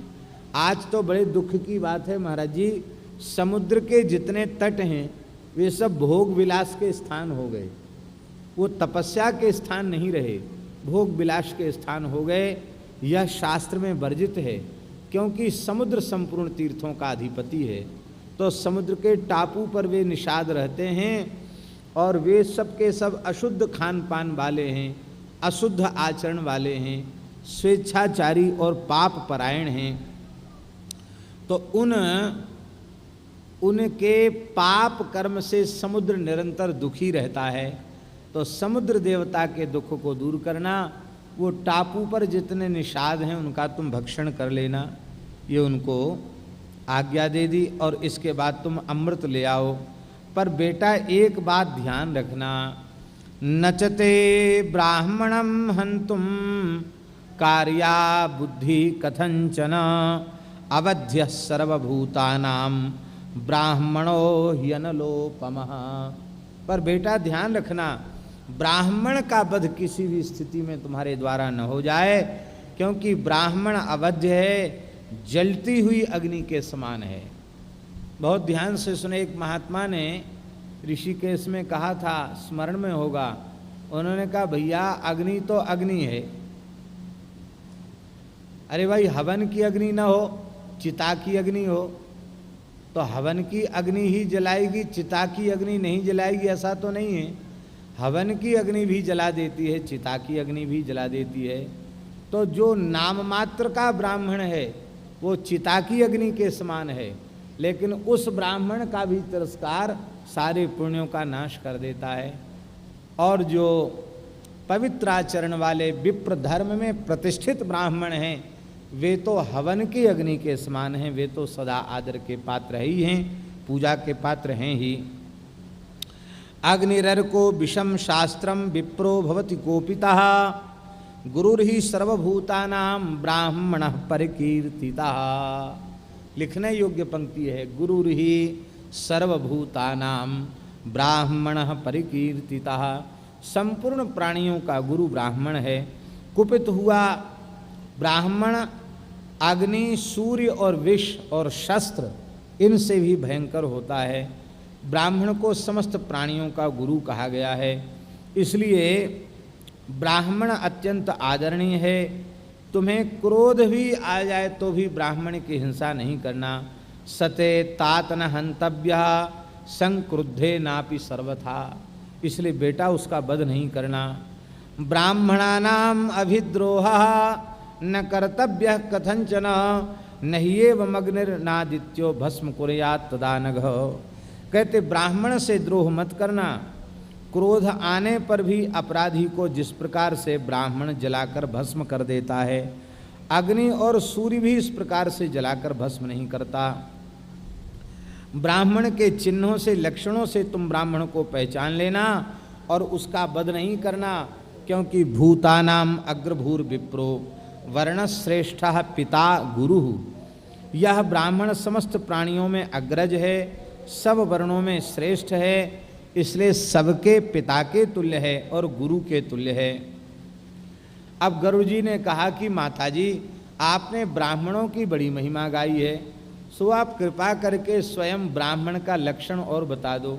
मैं कैसे पहचानूं कि ये ब्राह्मण है ये नहीं है, ब्राह्मण देखने में कैसा लगता है, उसके लक्षण कैसे हैं। इसलिए माताजी आप ब्राह्मण के संबंध में बताओ। माताजी ने बड़ा सुंदर लक्षण बताया कि तुम्हें भूख बहुत है, अब कथनचित कोई तुम्हारे मुख में चला गया और धोखे से वह ब्राह्मण हुआ तो ब्राह्मण हुआ तब क्या करोगे? बोले तुम्हारे कंठ में धधकते हुए अंगार के समान जलन होने लग जाए तो समझ लेना धोखे से समूह में ब्राह्मण हमारे भीतर चला गया। तुरंत उसको उगल देना, उसको मत खा जाना, हाँ नहीं तो दोष लग जाएगा तुमको। दहे दंगारवत पुत्रोत्तम विद्या ब्राह्मण ऋषभम, उसको ब्राह्मण समझना जो जलते हुए अंगार के समान कंठ में जलन करने लग जाए वो ब्राह्मण है। विप्रस्त्वया न हंतव्या संक्रुद्धेनापि सर्वथा, क्रोध करने पर भी ब्राह्मण का, क्रोध में आकर भी ब्राह्मण का वध नहीं करना। जठरे न चजीरियेत यस्तम जाने ही द्विजोत्तमम, जो तुम्हारी जठराग्नि में पहुँच करके भी न जले उसे तुम उत्तम ब्राह्मण मानना। इस प्रकार से कह करके और बिनता ने आरती का थाल सजाया और अपने पुत्र का मंगला शासन किया। ये मंगला शासन की बड़ी पुरानी परंपरा है। आदि काव्य श्रीमद् वाल्मीकि रामायण में राम जी जब वनवास को जा रहे हैं, माता कौशल्या ने मंगला शासन किया है, पढ़ने योग्य है। महाराज हर समय मंगला शासन की परंपरा हमारे शास्त्रों में वर्णित है। श्री माता बिनता अपने पुत्र गरुड़ का मंगला शासन कर रही हैं।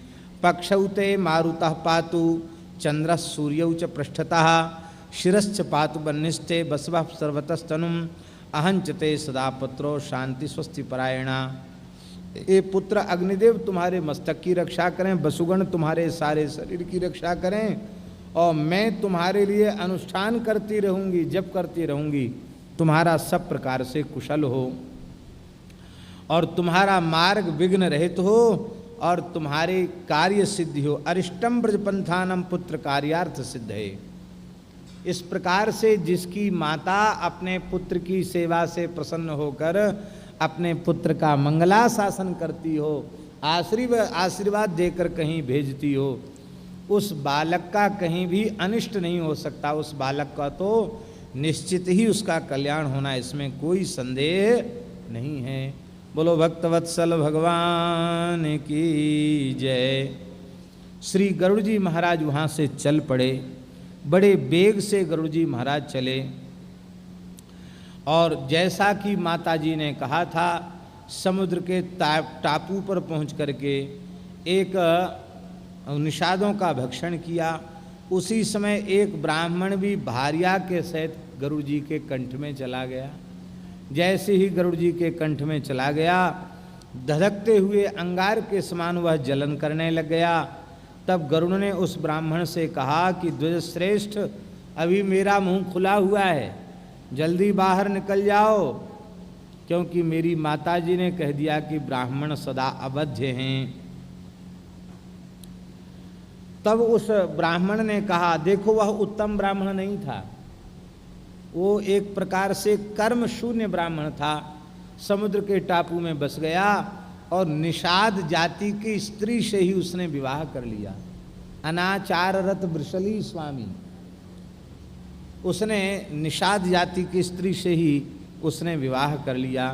लेकिन ऐसे नाम मात्र के ब्राह्मण को भी, और उस नाम मात्र के ब्राह्मण में भी इतना तेज रहा आया कि कंठ में वह जलने लग गया। उसने कहा, महाराज मेरी भार्या निषाद जाति की है, मैं उसको छोड़कर बाहर नहीं निकल सकता, उसको भी बाहर निकलने दो तो मैं बाहर निकलूँगा, नहीं तो नहीं निकलूँगा। महाराज बड़ा पत्नी भगत था। तब श्री गुरु जी ने कहा कि तुम निषादी को लेकर के भी निकल जाओ और अपने जीवन की रक्षा करो। ऐसा कहकर वह ब्राह्मण निषादी के सहित गरुड़ के मुख से बाहर आया और आशीर्वाद देकर अपने देश को चला गया। उस ब्राह्मण के मन में बड़ी लज्जा हुई कि देखो कहाँ ब्राह्मण की ऐसी महिमा कि हम गरुड़ के कंठ में जाकर भी समाप्त नहीं हुए और मैंने अपने ब्रह्मत्व को नष्ट कर दिया। पुनः कठोर तप करके वह ब्राह्मण अपने स्वरूप में प्रतिष्ठित हो गया। ब्राह्मण को अपनी ब्राह्मणता का बोध हो गया कि ब्राह्मण की महिमा कितनी है। इसके बाद उन्हें अपने पिता कश्यप जी का दर्शन हुआ। कश्यप जी ने सारा कुशल समाचार उनसे पूछा और कहा कि बेटा मनुष्य लोक में तुम्हें पर्याप्त अन्न तो मिल जाता है, तुम्हारी माता कुशल से हैं कि नहीं, तुम्हारे भाई कुशल से हैं कि नहीं, सबका कुशल समाचार पूछा।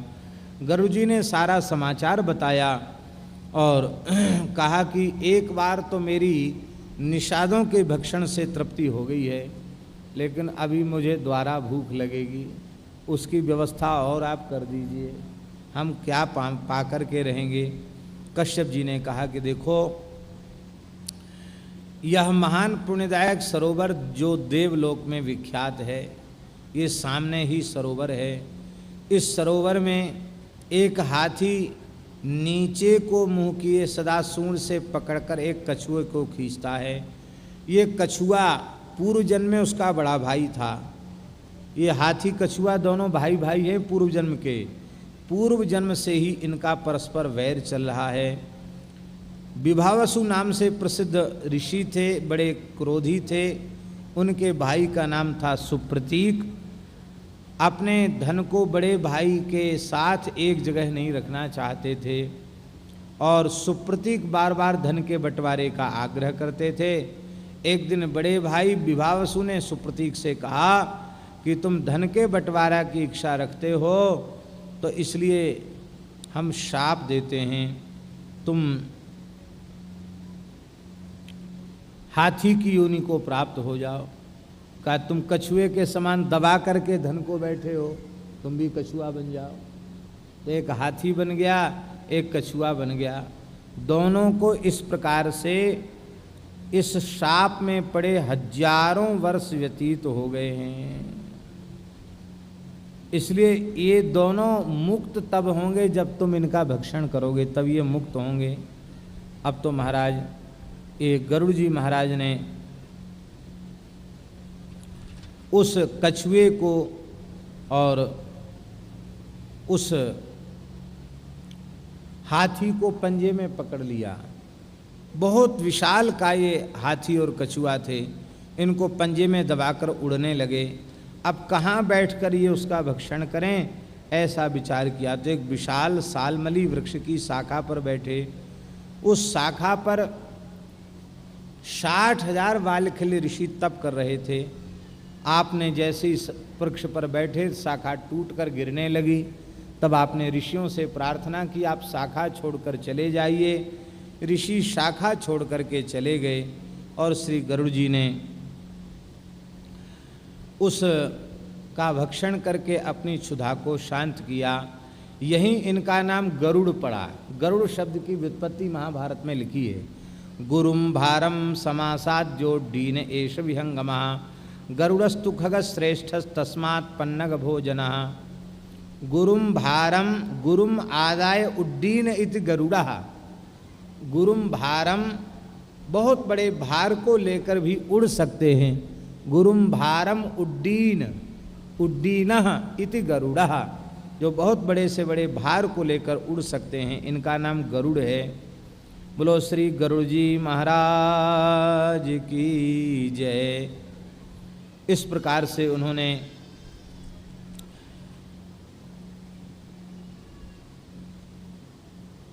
प्रसन्न होकर के अपनी क्षुधा निवृत्ति की। और महर्षि कश्यप ने कहा कि बेटा बड़ी कृपा हुई, बालखिल्यों के कोप से तुम बच गए, क्योंकि एक बार इंद्र के द्वारा भी बालखिल्य ऋषि का अपमान हो गया था, उसका परिणाम इंद्र को भोगना पड़ा था, उनको भोगना पड़ा था। बोले महाराज कथा सुनाइए, ये कैसी कथा है, कैसे इंद्र ने इनका अपमान किया। कहते एक समय की बात है, बालखिल्य ऋषि जिनका आकार इस अंगूठे के ऊपरी भाग के बराबर है, इतने बड़े हैं, अंगुष्ठाग्र के समान ही उनका इतना बड़ा, आधा अंगुष्ठ इतना ही उनका लंबाई चौड़ाई इतनी ही है इनकी। उसी में अचला पहनते हैं, लंगोटी लगाते हैं, आड़बंद पहनते हैं, उनके जटाजूट भी हैं।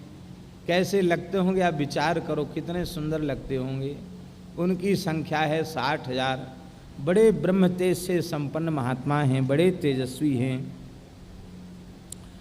और वे कश्यप जी के यहाँ वेद पढ़ते थे, तो गुरु जी के यज्ञ के लिए समुधा लेने गए थे, तो पलाश की एक छोटी सी टहनी डाली, एक पतली सी लकड़ी उनके लिए तो बड़ा भारी लकड़ था, तो वे 60,000 एक छेवले की लंबी लकड़िया को लाद करके और खूब वेग पूर्वक ला रहे थे। इस तमाशे को देख करके इंद्र को हंसी आ गई और इंद्र हंसने लग गया। और महाराज एक और आश्चर्य हुआ, इंद्र हंसते हुए अपने विमान से उनको लांघ कर आगे बढ़ गए। इससे महर्षि को बड़ा क्रोध हुआ और उन्होंने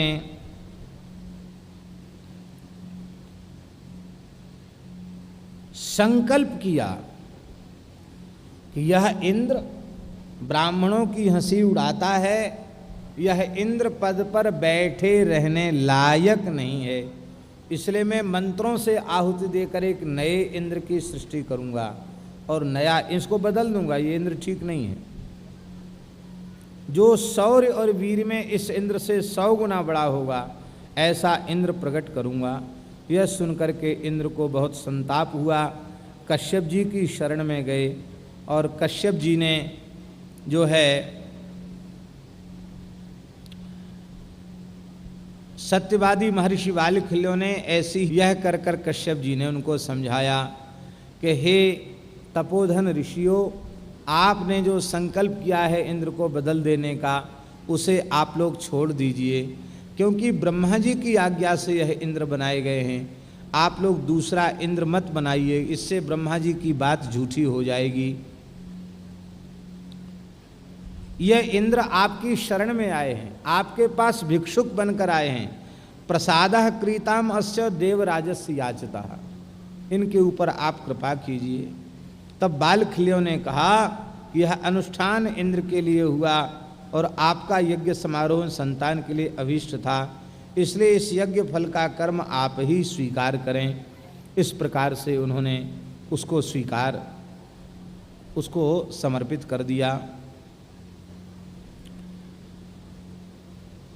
और उसी के फल स्वरूप, ध्यान दें, इसी बालखिल्य ऋषियों के आशीर्वाद के फल स्वरूप कश्यप जी को 2 पुत्रों की प्राप्ति हुई, एक अरुण और एक गरुड़। इंद्र से 100 गुना अधिक बलवान इंद्र पैदा करना चाहते थे, तो इंद्र से भी 100 गुना अधिक बलवान गरुड़ जी और अरुण जी प्रकट हो गए। ये है उनकी महिमा, इतने बड़े महापुरुष ये हुए। इसलिए बेटा न चावमान्या दर्पाते बाघ वज्रा भृष को पिना। इन ब्राह्मणों के पास हथियार नहीं होता, इनकी वाणी ही वज्र है, इसलिए बाघ वज्र ब्राह्मणों से सदा बच कर के रहना, इनका कभी तिरस्कार नहीं करना, इस प्रकार की उनको आज्ञा दिया। और इसके बाद गरुड़ जी का पक्षीराज पद पर अभिषेक किया गया। वे पक्षीराज पद पर अभिषिक्त हो गए। महाराज जैसे ही स्वर्ग में गए और जाकर के वहाँ आपने अमृत के कलश को लेने का विचार किया। देवता युद्ध करने के लिए आ गए, किंतु गरुड़ जी की चोंच से, पंजों से, नखों से वे घायल हो गए। धूल से वहाँ का वातावरण आच्छन्न हो गया। और इसके बाद इंद्र ने वायु को आज्ञा देकर धूल वहाँ से हटा दी। और अब तो देवता अस्त्र शस्त्रों के द्वारा गरुड़ जी को पीड़ित करने लगे। गरुड़ जी अनंत आकाश में उड़ गए और संपूर्ण देवता अपने अस्त्र शस्त्र एक साथ गरुड़ जी के ऊपर बरसाने लगे। लेकिन गरुड़ जी तनिक भी विचलित नहीं हुए। अपनी छाती, पंजा और पंखों की मार से ही उन्होंने देवताओं को घायल कर दिया, उन्हें गिरा दिया। देवता बेचारे इधर उधर भागने लगे, उनके शरीर से रक्त बहने लग गया। पराजित होकर के देवता भागे। रुद्रों ने दक्षिण दिशा की शरण ग्रहण कर ली, वसुओं ने भी भागकर अपने प्राण बचाए। और महाराज आदित्यगण पश्चिम दिशा की ओर भाग गए, अश्विनी कुमारगण उत्तर दिशा की ओर भाग गए। इस तरह से गरुड़ जी ने अकेले ही सबको समाप्त कर दिया। यक्षों के साथ भी युद्ध किया। और इसके बाद वे जहाँ अमृत रखा था वहाँ पहुँच गए। महाराज अमृत के चारों ओर अग्नि का परकोटा था, अग्नि की लपट जलती रहती थी। आपने मुख में जल भर करके उस अग्नि को अपने शरीर में 1100 मुख प्रकट करके नदियों का जल पी लिया और बड़े वेग से जलती हुई अग्नि के ऊपर 1000 मुखों से जल डाला। वो संपूर्ण अग्नि बुझ गई। अग्नि को बुझ करके छोटा रूप धारण करके वह आगे बढ़ गए और उस स्थान में पहुंच गए जहां अमृत था। वहां एक मंत्रमय यंत्रमय चक्र वो अमृत कलश के चारों ओर घूमकर उसकी रक्षा कर रहा था। उसकी धार बड़ी तीखी थी। आपने अपनी चोंच से उस यंत्र के, उस चक्र के भी टुकड़े टुकड़े कर डाले और एक क्षण में ही अत्यंत अणुमात्र शरीर धारण करके उस चक्र के मध्य से प्रविष्ट होकर वे भीतर प्रवेश कर गए। और वहाँ पहुँचने के बाद 2 सर्प उसकी रक्षा के लिए नियुक्त थे। उनके नेत्रों को आपने फोड़ दिया, उनको समाप्त कर दिया और अमृत का कलश लेकर के वे वहाँ से चल पड़े। उस समय गरुड़ जी का यह दिव्य पराक्रम देख करके देवता भी भयभीत हो गए। सब लोग उनके पराक्रम को देख करके आश्चर्यचकित हो गए। देखिए, बहुत ऊंची बात बताने जा रहे हैं हम।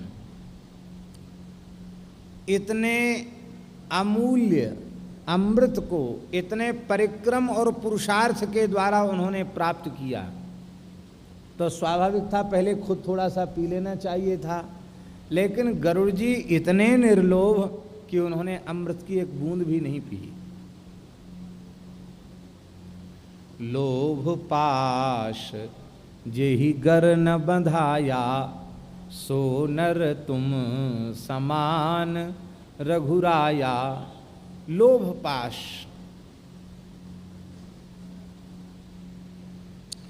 आप लोभ से रहित हुए।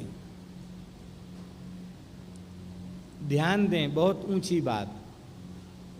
गरुड़ जी ने भगवान नारायण की उपासना नहीं की, उनको पुकारा नहीं, उनके दर्शन की प्रार्थना नहीं की और भगवान सामने आकर प्रकट हो गए।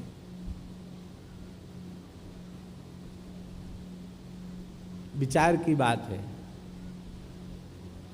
भगवान की प्राप्ति से ही जीवन जन्म की सफलता है।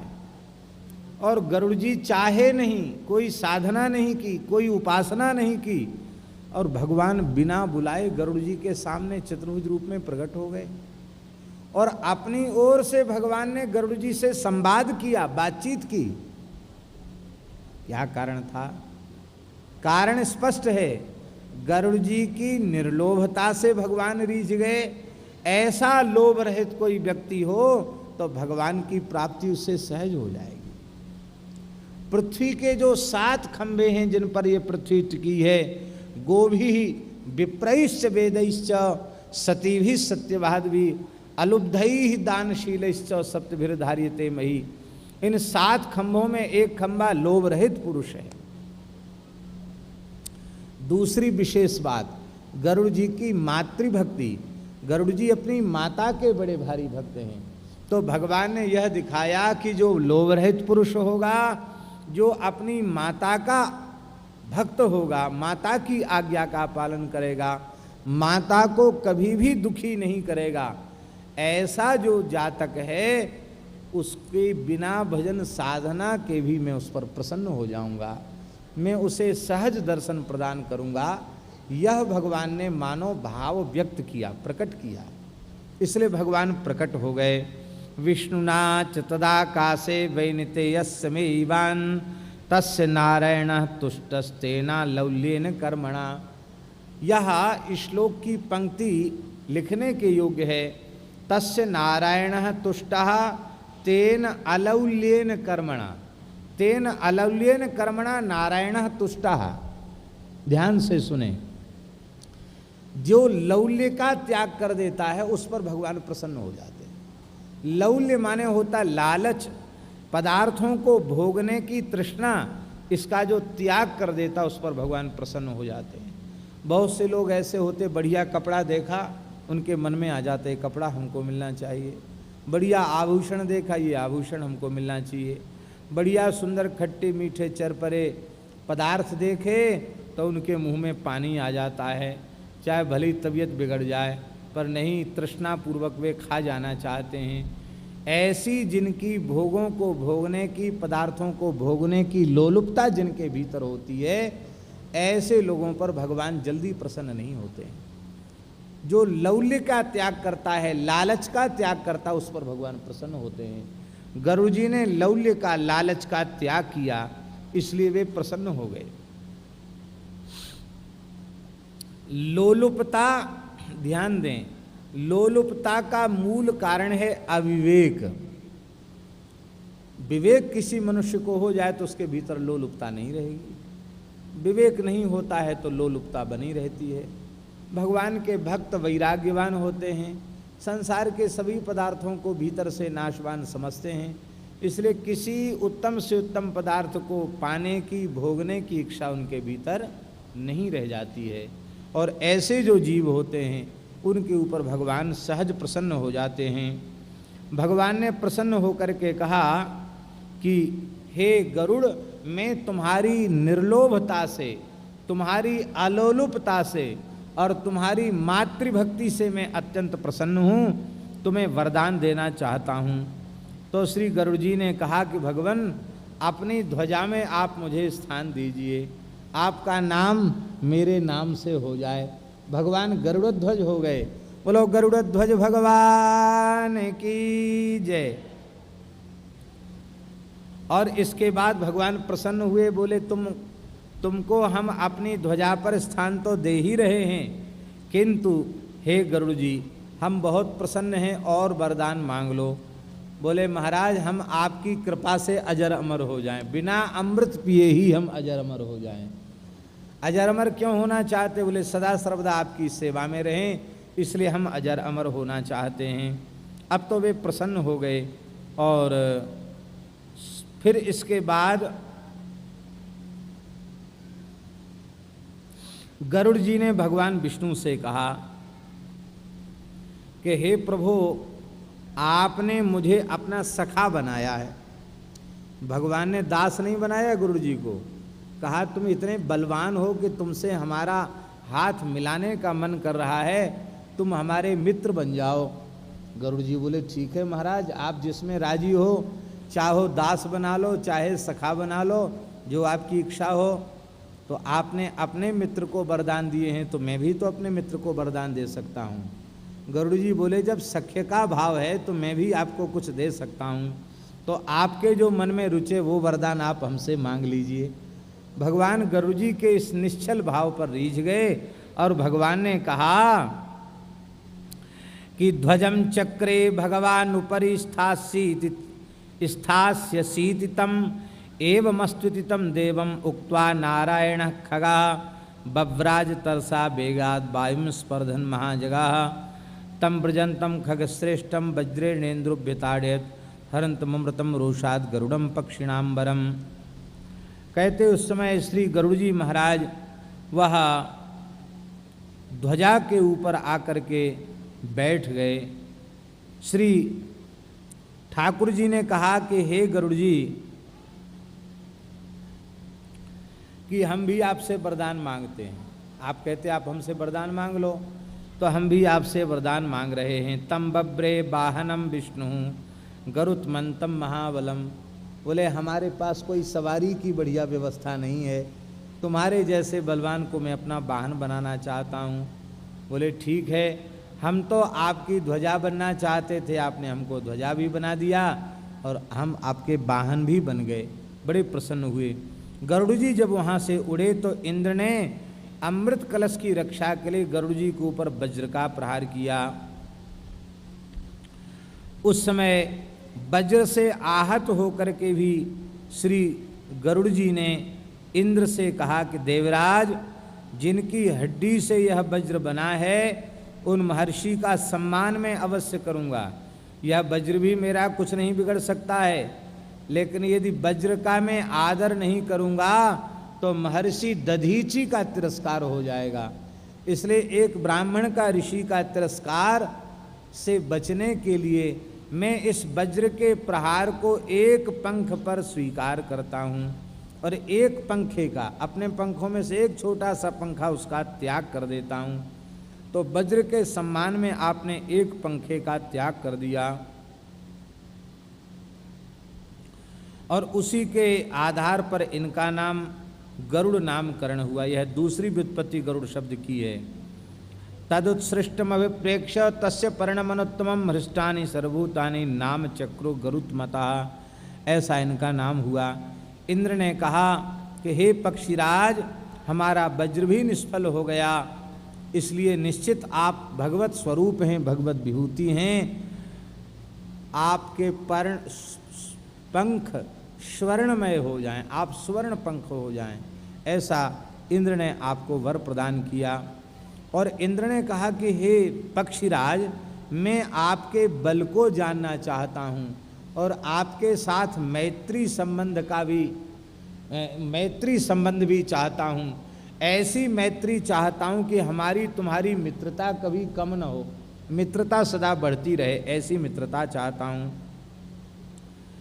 तब आपने इंद्र की मित्रता को स्वीकार कर लिया और स्वीकार करके कहा कि आप मित्र, आपने जो हमसे कहा है कि तुम अपने बल और पराक्रम का वर्णन करो, ये बात ठीक नहीं है। क्यों?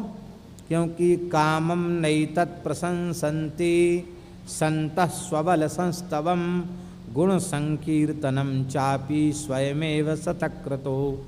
हे शतक्रतो इंद्र, साधु पुरुष अपने बल और अपने गुणों का वर्णन अपनी वाणी से नहीं करना चाहते, नहीं करना। बहुत से लोगों का अभ्यास होता है अपनी बहुत बड़ाई खुद करते हैं, दूसरा कोई बड़ाई करने वाला ना भी हो तो वे स्वयं ही अपनी प्रशंसा खूब बना बना कर करते हैं। जैसे कि रावण बार बार अपनी बड़ाई करता, अरे मैंने ऐसा किया, अरे मैंने ऐसा किया। तो ये साधु पुरुष का लक्षण नहीं है। वो तो दूसरे लोग भी उसकी बड़ाई करें तो उन्हें संकोच होता है। हमारे पूज्य महाराज जी कई बार प्रसंग आता, हम कोई बात कहने लग जाते, तो महाराज जी कहते, पंडित जी ये झूठ मूठ का प्रचार मत करो, हमें सम्मान सहन नहीं होता, हमें प्रशंसा सहन नहीं होती है, प्रशंसा मत किया करो, मना कर देते। सत्पुरुषों का स्वभाव होता है। लेकिन तुम मित्र हो, मित्र से कोई बात छिपानी नहीं चाहिए, मित्र से छिपाता है उसे दोष लगता है। इसलिए वैसे मैं अपने बल और पराक्रम का वर्णन करना नहीं चाहता, लेकिन तुमने पूछा है तो मैं तुम्हें बता रहा हूँ। हे इंद्र, सपर्वत बनाम उर्वीम ससागर जलामिमाम बहे पक्षेण वै शक्र त्वामप्यत्राविलंबिनम। हे इंद्र, वन पर्वत और समुद्र के सहित संपूर्ण पृथ्वी को और तुम्हें भी एक पंख पर उठाकर बिना परिश्रम के मैं बहुत लंबी से लंबी दूरी तय कर सकता हूँ। इतना मेरा बल है, इतना मेरा पराक्रम है। अथवा संपूर्ण ब्रह्मांड को अपने बाएं पंखे पर रख करके बिना परिश्रम के ढो सकता हूँ, इतना मुझ में बल है। यह सुनकर के इंद्र हंसने लगे, बोले बिल्कुल ठीक, आप जो कुछ कह रहे हैं इसमें गलत बात बिल्कुल नहीं है, आप बिल्कुल सही कह रहे हैं। आप हमें मित्रता का हाथ दीजिए। और आपने उन्हें मित्र बना लिया। यद्यपि तुम्हें अमृत की आवश्यकता नहीं है तो तुम अमृत हमको दे दो। गरुड़ जी ने कहा हमें अमृत की आवश्यकता नहीं है, लेकिन हम तो अपनी माता को कद्रू की दासता से मुक्त कराने के लिए अमृत लेने आए हैं। हम एक बार अमृत का कलश कद्रू को दे देंगे और वो दासता से मुक्त कर देगी, फिर आपको अवसर मिले तो आप उठा लाना अमृत का कलश, हमारी कोई जिम्मेवारी नहीं, हम तो केवल दासता से मुक्त हो जाएं। बोले ठीक है। अब तो गरुड़ जी ने आकर अपनी माता को प्रणाम किया, बोले ये अमृत लाए, अपनी विमाता कद्रू को अमृत दे दिया और कद्रू ने बड़ी प्रसन्न हुई। कद्रू बोले अब माताजी मुझे और मेरी माता को दासता से मुक्त करो। कहा जाओ तुम अपना वचन पूर्ण करके दासता से मुक्त हुए। अब अमृत का कलश कुशा के आसन पर रख दिया गया और सर्पों को कद्रू ने कहा तुम सब गंगा स्नान करके और बैठ करके बड़े प्रेम से अमृत का पान करो। महाराज वो तो सब गंगा स्नान करने चले गए और इंद्र देवता आए पीछे से, वो अमृत चुरा करके फिर स्वर्ग में ले गए। अब महाराज जी सर्प अदासी चैव मातेय मध्य प्रभच्चास्त में यथोक्तम भवताम एतद् बचो में प्रतिपादितम, वो दासी पने से मुक्त हो गए और सर्प महाराज अमृत पीने के लिए आए, तब तक तो इंद्र अमृत लेकर के चले गए थे। अब तो महाराज इंद्र वह सर्प बड़े दुखी हो गए। उन्होंने विचार किया कि हाय हाय हमारे हाथ में अमृत भी नहीं मिला, अब क्या किया जाए। तब उन सर्पों ने अमृत के लोभ में कुशों को चाटना आरंभ किया, क्योंकि इसी पर अमृत रखा था। कुछ न कुछ बूंद तो अमृत की गिर ही गई होगी, छलक गई होगी, इसी को पीकर कुछ स्वाद तो पता चलेगा अमृत कैसा होता है। महाराज उन सब सर्पों की जीभ फट गई, दो दो जीभ हो गई। पहले सर्पों की एक ही जीभ हुआ करती थी, तब से सर्प द्विजीव हो गए। आप लोग कहेंगे जिन्होंने चाटा उनकी दो जीभ हो गई, उसके बाद के सर्पों की दो जीभ क्यों हो गई? इससे एक शिक्षा लो। ये चिन्ह प्रकृति ने उनके शरीर में इसलिए छोड़ दिया कि यह पता चले अपनी माता के कहने से उन्होंने अपनी ही विमाता को दासी बनाने के लिए षड्यंत्र किया और सफ़ेद घोड़े की पूंछ को काली कर दिया। फिर अपनी विमाता बिनता और उन अपने भाई गरुड़ के प्रति दुर्व्यवहार किया। तो जो व्यक्ति असद्भाव लेकर के अपने मन में कोई कार्य करता है उसको कभी सफलता प्राप्त होती नहीं है। बेईमान व्यक्ति हमेशा बेईमान रहता है, पाप कर्म करने वाला सदा पाप कर्म करने वाला रहता है। विफल हो ही रावण सर कैसे, खल के सकल मनोरथ जैसे। दुष्ट व्यक्ति के मनोरथ सफल नहीं होते हैं, सज्जन के सभी मनोरथ सफल हो जाते हैं। गरुड़ जी सज्जन हैं, उनके मनोरथ सफल हो गए, सर्पों के मनोरथ सफल नहीं हुए। तो इसलिए ये गरुड़ जी की ऐसी अद्भुत महिमा है। आप लोग कहेंगे गरुड़ जी का इतना बड़ा चरित्र आपने सुनाया, इस चरित्र के श्रवण का फल क्या है? श्री व्यास जी वर्णन कर रहे हैं। इमाम कथाम यशृणुयान नरः सदा, पठेत वा द्विजगण मुख्य संसदि, असंशयम त्रिदिव्यमियात् सपुण्य भाग, महात्मनः पतगपते प्रकीर्तनात्। जो मनुष्य इस गरुड़ जी के पवित्र चरित्र का श्रवण करता है अथवा विद्वानों की संतों की गोष्ठी में सुनाता है, वह संपूर्ण पापों से मुक्त होकर भगवान के धाम का अधिकारी हो जाता है। बोलो भक्तवत्सल भगवान की जय। ये श्री गरुड़ जी का बड़ा सुंदर चरित्र है और मुख्य मुख्य सर्पों के नामों की नाम सूची भी महाभारत में आई है। कौन कौन सर्प हैं, किसके कैसे कैसे मस्तक हैं, इसका भी वर्णन है। इनमें सबसे बड़े सहस्र शीर्षा शेष नाग भगवान हैं, जिनके 1000 मस्तक हैं और वे निरंतर भगवान की स्तुति करते रहते हैं, भगवान की प्रार्थना करते रहते हैं। शेषनाग जी ने तपस्या की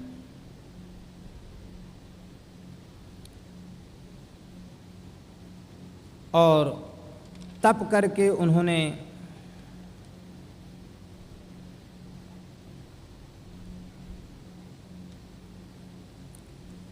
ब्रह्मा जी को प्रसन्न कर लिया और श्री ब्रह्मा जी ने प्रसन्न होकर के शेष भगवान से कहा कि हे शेष भगवान, आप ही इस पृथ्वी को नीचे जाने से बचा सकते हैं। इस विशालकाय पृथ्वी को आप अपने मस्तक पर विराजमान कर लीजिए। इमाम महिम शैल बनोपन्नाम ससागराम अविहार ससागरा ग्राम विहार पत्तनाम त्वं शेष सम्यक चलिताम यथावत संगृह्य तिष्ठस्व यथा चला स्यात्। ये पृथ्वी अचला हो जाए ऐसा कहो। ब्रह्मा जी ने कहा तुम भूविवर में प्रवेश कर जाओ और तुम्हारी बड़ी भारी महिमा होगी, तुम सबके द्वारा पूजनीय होगे और अपनी माता के शाप से भी और तुम बच जाओगे।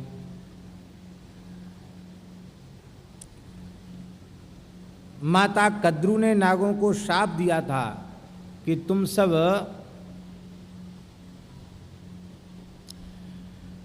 भयंकर संकट ग्रसित होगे, तुम्हारा अस्तित्व ही संकट में पड़ जाएगा। तो उस शाप का प्रतिघात कैसे हो, और उस प्रतिघात के लिए सर्पों ने बैठ करके परस्पर मंत्रणा किया और मंत्रणा करके यह निश्चय किया कि अब हमें क्या करना चाहिए। तब वे इसी निश्चय पर पहुँचे कि वासुकी नाग की बहन जरत्कारु का विवाह महर्षि जरत्कारु के साथ कर दिया जाए और उससे जो संतान होगी वह संतान ही हमें इस भयंकर पाप से, इस संकट से बचाएगी। ऐसा करके ब्रह्मा जी ने वरदान दिया था ना सर्पों को, वासुके सर्पराजस्य जरत्कारु स्वसा किल सतश्याम भविता पुत्रः सापान्नागांश्च मोक्ष्यति।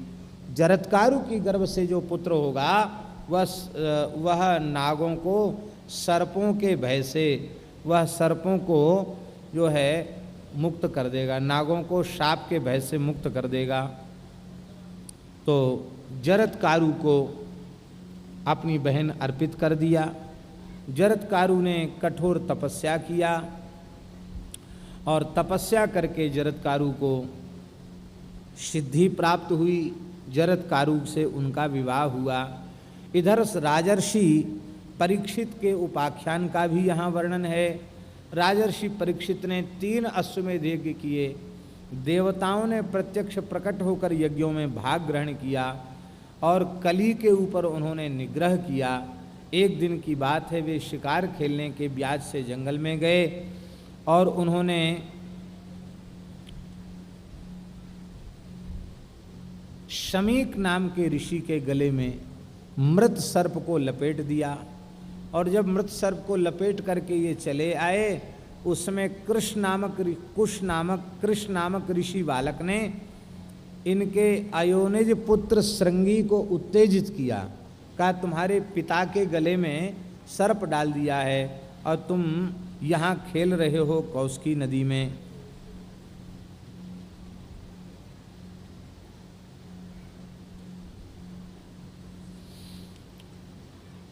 तब उसने शाप दिया, जिस